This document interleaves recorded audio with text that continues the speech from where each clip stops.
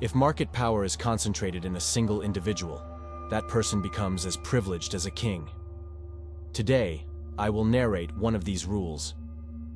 We often hear the name John Rockefeller in conspiracy theories. So, who is the head of the dynasty John Rockefeller? Is he the boldest figure in the history of trade, or is he a commercial dictator who controls the price of oil by buying politicians obstructing competition? Let me tell you what happened. The rest is for you to decide. The story you are about to hear is about big fish not only eating small fish, but also consuming other big fish.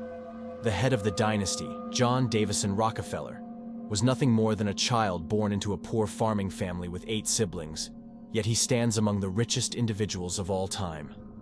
What could he have done to become the wealthiest person in the world? Young John had to drop out of high school due to his family's financial difficulties and started working at the age of 16 as an accounting apprentice in a product brokerage company. After 4 years, at the age of 20, with gained experience, he established his own brokerage firm. Initially, he traded in wheat, salt, and pork. But it was the substance called oil that would be his turning point. At that time, the value of oil was not fully known, and it was considered an insignificant resource. Imagine that motor vehicles had not yet been produced, and coal was used as fuel on ships. While some saw oil as nothing more than mud, Rockefeller saw it as black gold. Anticipating that oil would become an industry, Rockefeller in 1862 began distilling it with chemist Samuel Andrews to obtain petroleum products. During that period, people used whale oil in lamps for lighting. Paraffin or kerosene, distilled from petroleum, was quite expensive and could cause accidents due to its sudden ignition. Therefore, the use of petroleum for lighting was not preferred.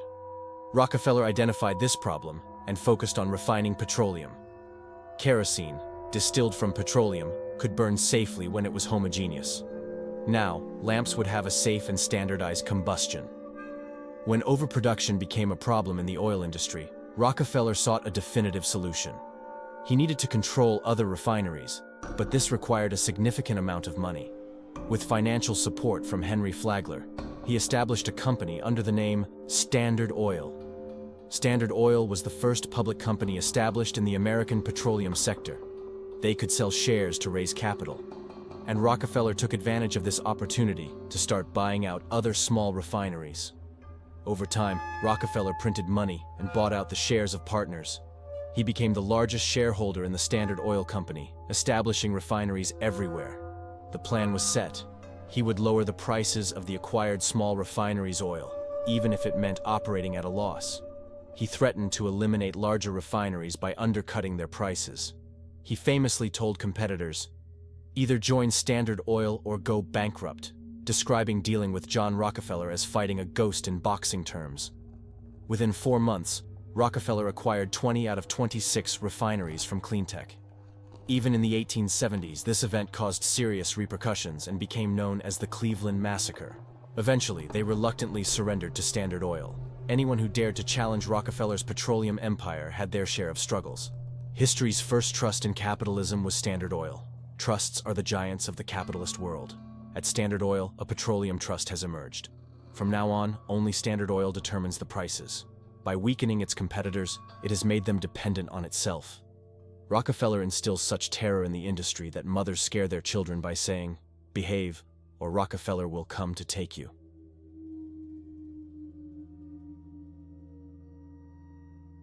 Although oil is in his hands, the transportation cost of oil is as crucial as the production cost.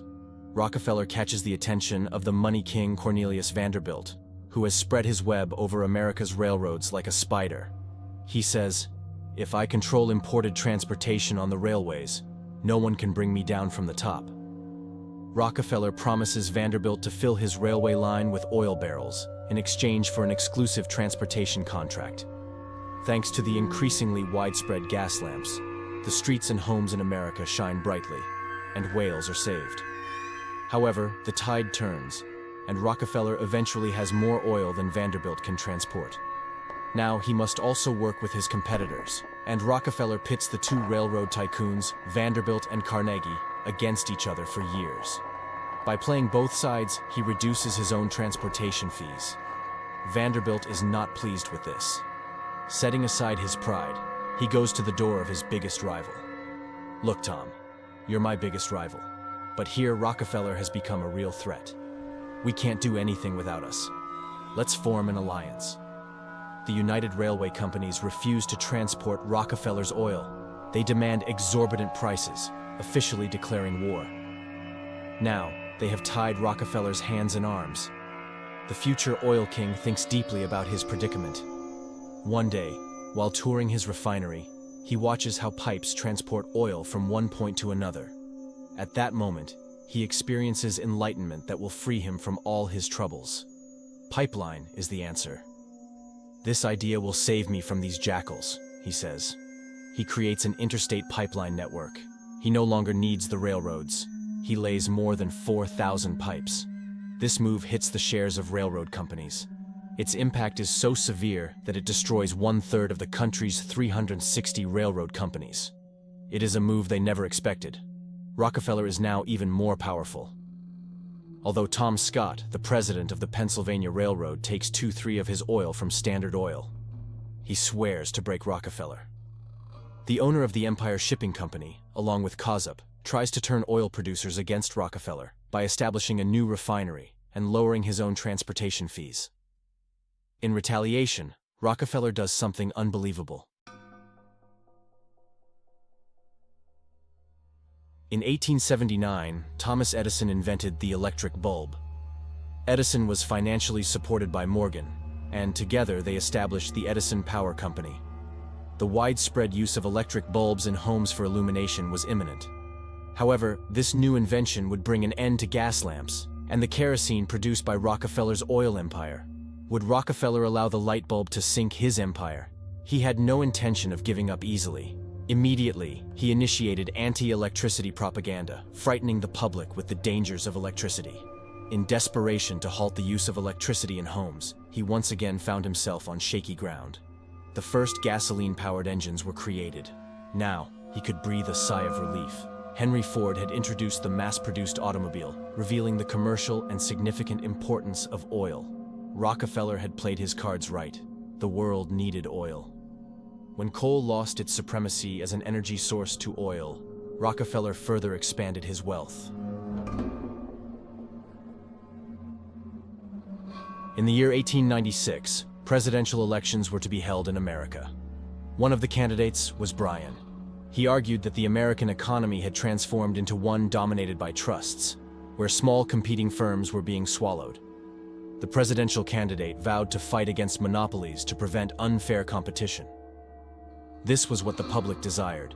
Symbolic figures of American capitalism, Morgan, Rockefeller, and Carnegie, promised to dismantle their empires. However, these three powerful men couldn't just sit and watch a politician destroy their empires. They united and devised a clever plan. The trio bout their own president. After all, according to them, there was nothing money couldn't buy. They supported their rival candidate, William, in the campaign. All three men contributed a total of $20 million, making it one of the most expensive campaigns in American history. Despite Bryan's relentless campaign tour, delivering over 500 speeches to large crowds, he was defeated by the power of money. William became the 25th president of the United States. The 1896 election demonstrated how easily the rich and powerful could buy presidential elections. Yet there were still people that money couldn't buy. A year later, Theodore Roosevelt, William's vice president, would become their new nightmare. In 1901, when President William McKinley lost his life due to an assassination, Theodore Roosevelt, at the age of 42, assumed the presidential seat. Roosevelt, possessing a determined and unbuyable character, took office without fearing the fate of William. Immediately upon taking office, he enacted antitrust laws. The United States Supreme Court supported Roosevelt in this endeavor. The purpose of these laws was to prevent the artificial inflation of prices by consolidating power in one person and restricting trade and supply. The goal was to prevent consumer exploitation and protect the market. Roosevelt would distinguish between good and malicious trusts. During his presidency, Roosevelt took Morgan's major railroads controlled by the Northern Securities Company to court to restrict their trade and prevent illegal practices. The government won the case, and the company was broken up into separate railroads. Next in line for scrutiny was Standard Oil, which had become a quasi-state within a state. One of Roosevelt's major targets was Standard Oil. He filed case after case against the company, claiming that it was established to restrict trade. Before the court made its decision, Rockefeller argued that what the government called a monopoly was just a venture. However, President Roosevelt had done his homework well. A 14,195-page report was prepared about the Standard Oil Company, with 444 witnesses being heard. Eventually, the court ruled in favor of the government, ordering the dissolution of Standard Oil. The company was given 6 months to break up, and it split into a total of 34 companies. Rockefeller became a shareholder in each of these companies. Just a year after the breakup of Standard Oil, the shares of these companies doubled, and Rockefeller once again added to his wealth, ranking among the richest in history. In 1901, when President William McKinley lost his life due to an assassination, Theodore Roosevelt, at the age of 42, assumed the presidential seat. Roosevelt, possessing a determined and unbuyable character, took office without fearing the fate of William. Immediately upon taking office, he enacted antitrust laws. The United States Supreme Court supported Roosevelt in this endeavor. The purpose of these laws was to prevent the artificial inflation of prices by consolidating power in one person and restricting trade and supply. The goal was to prevent consumer exploitation and protect the market. Roosevelt would distinguish between good and malicious trusts. During his presidency, Roosevelt took Morgan's major railroads controlled by the Northern Securities Company to court to restrict their trade and prevent illegal practices.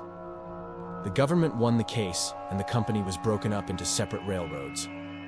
Next in line for scrutiny was Standard Oil, which had become a quasi-state within a state. One of Roosevelt's major targets was Standard Oil.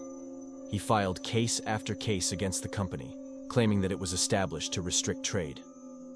Before the court made its decision, Rockefeller argued that what the government called a monopoly was just a venture. However, President Roosevelt had done his homework well. A 14,495-page report was prepared about the Standard Oil Company, with 444 witnesses being heard. Eventually, the court ruled in favor of the government, ordering the dissolution of Standard Oil. The company was given 6 months to break up, and it split into a total of 34 companies. Rockefeller became a shareholder in each of these companies. Just a year after the breakup of Standard Oil, the shares of these companies doubled, and Rockefeller once again added to his wealth, ranking among the richest in history. To distribute excess money, Rockefeller established various charitable foundations. His first major philanthropic initiative was to establish a university. Thanks to approximately $35 million in donations, equivalent to today's money, he founded the world-renowned research university, the University of Chicago. He said, "The University of Chicago is the best investment I ever made for our country in oil." Rockefeller established the Rockefeller Foundation and spent his later years donating millions to churches and universities. However, the mortal world saw him depart at the age of 97 in 1937, still the richest person in the world. According to Forbes, his fortune was estimated to be $340 billion when adjusted for inflation. After his death, his only son, John D. Rockefeller Jr., along with Rockefeller Jr., founded today's Rockefeller Company. One of the Rockefeller brothers became the 41st Vice President of the United States. Another became the President of Citibank, and with their $15 trillion wealth, they played a role in managing banking giants like J.P. Morgan Chase for the International Monetary Fund. The youngest, David Rockefeller, had his association with the Illuminati questioned throughout his life. Conspiracy theorists claim that members of the Rockefeller family hold the reins of a secret world government, controlling the world order. Conspiracy theories about the Rockefeller family will be discussed in our upcoming videos. Don't forget to subscribe and like the video. I look forward to hearing your opinions in the comments. See you in the next video.